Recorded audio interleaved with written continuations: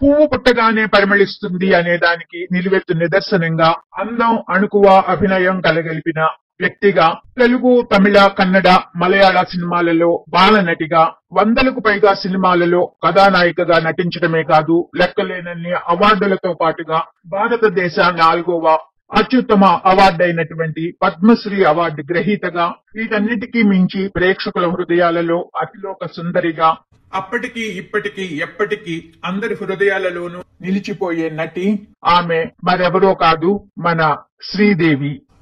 అతి చిన్న వయసులోనే, అంటే శ్రీదేవికి 3 సంవత్సరాల వయసు ఉన్నప్పుడే ఆడపిల్లగానే కాకుండా మగపిల్లవాడిగా కూడా వేషాలు వేయించి అనేక ఫోటోలు తీయించి అన్ని ఆఫీసులకు వెళ్లి ఆ ఫోటోలను ఇచ్చి వస్తూ ఉండేదట. ఆ సమయంలోనే ఆ ఫోటోలను చూసిన డైరెక్టర్ ఏపీ నాగరాజన్ గారు 1967లో ఆయన శివాజీ గణేశన్ గారితో తీస్తున్నటువంటి కందన్ కరుణై అనే తమిళ చిత్రంలో ఆమెకు బాలనటిగా అవకాశం ఇచ్చారు. అంటే అప్పటికి శ్రీదేవి వయసు కేవలం 4 సంవత్సరాలు మాత్రమే.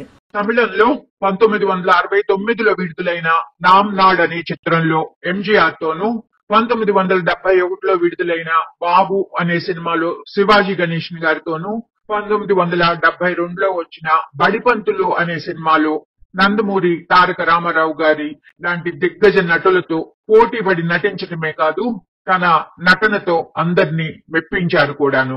ఆ తరువాత తెలుగులో బాలనటిగా మా నాన్న నిర్దోషి, శ్రీమంతుడు, పట్టిందల్లా బంగారం, నా తమ్ముడు, బడిపంతులు, బాలభారతం, భార్యాబిడ్డలు, భక్త తుకారాం లాంటి అనేక సినిమాలలో నటించి మెప్పించడం కూడా జరిగింది. ఆ తర్వాత ఎన్నో తెలుగులో, తమిళ, మలయాళ సినిమాలలో బాలనటిగా నటించడమే కాదు, ఆమె నటించిన సినిమాలన్నీ కూడా అద్భుతమైనటువంటి విజయాన్ని కూడా సాధించాయి. ఇక ఆ తర్వాత కథానాయికగా తమిళ్లో 1976లో కె బాలచందర్ దర్శకత్వంలో వచ్చినటువంటి మూండ్రు ముడిచ్చు అనే సినిమా ద్వారా కమల్ హాసన్ మరియు రజనీకాంత్ సరసన నటించడం జరిగింది. ఆ చిత్రం ఘన విజయాన్ని సాధించడంతో ఆమె తమిళ్లో తిరుగులేని హీరోయిన్ గా ఎదిగింది. అప్పటికి శ్రీదేవి వయసు కేవలం 13 సంవత్సరాలు మాత్రమే. తరువాత తెలుగులో 1976లో అనురాగాలు, 1977లో బంగారక్క అనే సినిమాల్లో హీరోయిన్ గా చేసినప్పటికీ అవి అంతగా విజయాన్ని సాధించలేదు. దాని తర్వాత 1978లో, అంటే శ్రీదేవికి 15 ఏళ్ల వయసులో వచ్చిన 16 ఏళ్ల వయసు అనే సినిమాలో నటించటంతో ఆవిడ అగ్రతారగా ఎదిగిపోయారు.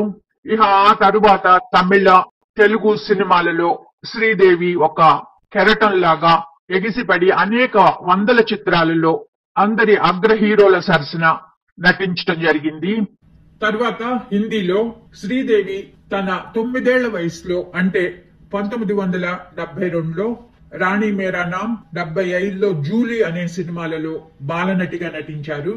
ఆ తరువాత 1979లో అమోల్ పాలేకర్ తో కలిసి నటించినటువంటి సోల్వా సావన్ అంతగా విజయం సాధించకపోయినా, తర్వాత జితేంద్ర గారితో కలిసి నటించిన హిమ్మత్ వాలా ఘన విజయం సాధించడంతో హిందీ చిత్రరంగంలో కూడా స్టార్ గా ఎదిగిపోయారు. ఇక ఆ తర్వాత నుండి శ్రీదేవి వెనుతిరిగి చూసింది లేదు. తర్వాత హిందీ, తెలుగు, తమిళ్, మలయాళ, కన్నడ రంగాలలో 300కు పైగా చిత్రాలలో కథానాయికగా అగ్ర హీరోల పక్కన నటించడమే కాకుండా ఒక మంచి నటిగాను, ఇంకా మొట్టమొదటి లేడీ సూపర్ స్టార్ అనే బిరుదుని కూడా సాధించారు. 300కు పైగా సినిమాలలో నటించిన శ్రీదేవి గారికి వచ్చిన అవార్డులకు కూడా కొదవేమీ లేదు. ఫస్ట్ ఫీమేల్ సూపర్ స్టార్ అనే బిరుదుతో పాటు ఉత్తమ నటిగా నేషనల్ అవార్డు, ఇంకా ఎన్నో నంది అవార్డులు, Tamil Nadu state film award, Kerala state film awards, 4 Filmfare awards తో పాటు Filmfare life time achievement award, ఇంకా భారత ప్రభుత్వ గౌరవ పద్మశ్రీ బిరుదుల్ని కూడా అందుకున్నారు. ఇక ఇక్కడి వరకు శ్రీదేవి జీవితాన్ని చూసిన ఎవరికైనా ఆమె జీవితం పూల పాన్పులాగా కనిపించక మానదు. క్షణం తీరిక లేని సినీ అవకాశాలు, డబ్బు, కీర్తి ప్రతిష్టలు, అందరి అగ్ర హీరోల సరసన కథానాయిక పాత్రలు, అందరూ ఎంతగానో కలలుగానే బాలీవుడ్ లో లెక్కలేనన్ని సినిమాలు, ఏ వ్యక్తికైనా ఇంతకన్నా ఇంకా ఏం కావాలి అని అనిపించకుండా ఉండదు. దర్శకరత్న దాసరి నారాయణరావు దర్శకత్వంలో అతిలోక సుందరి శ్రీదేవి 6 సినిమాలలో హీరోయిన్ గా నటించారు. ఈ 6 సినిమాలలో 2 సినిమాలు ఇండస్ట్రీ హిట్లుగా నిలవగా 1 సినిమా బ్లాక్ బస్టర్ హిట్ గా నిలిచింది. వీరిద్దరి కాంబినేషన్ లో రూపొందిన మొట్టమొదటి సినిమా మా బంగారక్క. ఈ సినిమాలో మురళీమోహన్ హీరోగా నటించారు.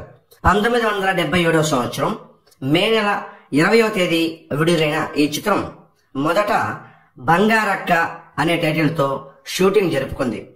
విడుదలకు ముందు బంగారక్క అనే టైటిల్ కు మా అనే అక్షరాన్ని జోడించి బంగారక్క టైటిల్ ను మా బంగారక్కగా మార్చి విడుదల చేశారు. ఈ సినిమా బాక్సాఫీస్ వద్ద కమర్షియల్ గా ఓకే అనిపించుకుంది. ఆ తర్వాత వీరిద్దరి కాంబినేషన్ లో రూపొందిన రెండవ చిత్రం సర్దార్ పాపారాయుడు. 1980వ సంవత్సరం అక్టోబర్ 30వ తేదీ విడుదలైన ఈ చిత్రం బాక్సాఫీస్ వద్ద సంచలన విజయం సాధించి బ్లాక్ బస్టర్ హిట్ గా నిలిచింది. ఇక వీరిద్దరి కాంబినేషన్ లో రూపొందిన మూడవ చిత్రం ప్రేమాభిషేకం. 1981వ సంవత్సరం ఫిబ్రవరి 18వ తేదీ విడుదలైన ఈ చిత్రం బాక్సాఫీస్ వద్ద ఎలాంటి విజయం సాధించిందో అందరికీ తెలిసిన విషయమే. ఈ చిత్రం ఇండస్ట్రీ హిట్ గా నిలిచింది. 5 కేంద్రాలలో ఈ చిత్రం 60 వారాలు ఆడడం గమనించవలసిన విషయం. ఆ తర్వాత వీరిద్దరి కాంబినేషన్ లో రూపొందిన 4వ చిత్రం కృష్ణార్జునుడు. 1982వ సంవత్సరం మార్చి 26వ తేదీ విడుదలైన ఈ చిత్రం బాక్సాఫీస్ వద్ద బిలో యావరేజ్ గా ఆడింది. ఇక వీరిద్దరి కాంబినేషన్ లో రూపొందిన 5వ చిత్రం బొబ్బులి పులి.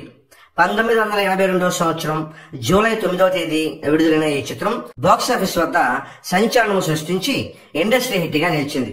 ఇక వీరి కాంబినేషన్ లో రూపొందిన చివరి చిత్రం ఊరంతా సంక్రాంతి.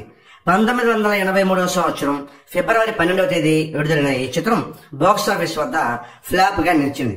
వీరిద్దరి కాంబినేషన్ లో రూపొందిన ఫ్లాప్ చిత్రం ఇదొక్కటే కావడం గమనించవలసిన విషయం. ఓవరాల్ గా చూస్తే వీరిద్దరి కాంబినేషన్ బ్లాక్ బస్టర్ కాంబినేషన్ చెప్పాలి. ప్రేమాభిషేకం, బొబ్బులి పులి, సర్దార్ పాపారాయుడు ఎలాంటి విజయం సాధించాయో అందరికీ తెలిసిన విషయమే. అప్పటి అగ్ర హీరోలలో శోభన్ బాబు, కృష్ణరాజుల సరసన దాసరి నారాయణరావు డైరెక్షన్ లో శ్రీదేవి జంటగా 1 సినిమా కూడా లేకపోవడం గమనించవలసిన విషయం. రాఘవేంద్రరావు గారు దర్శకత్వం వహించిన 16 తెలుగు సినిమాలలో శ్రీదేవి గారు హీరోయిన్ గా నటించారు. ఆ 16 సినిమాలను అవి విడుదలైన తేదీల ప్రకారం వరుసగా తెలుసుకుందాం. 1. 16 ఏళ్ల వయసు.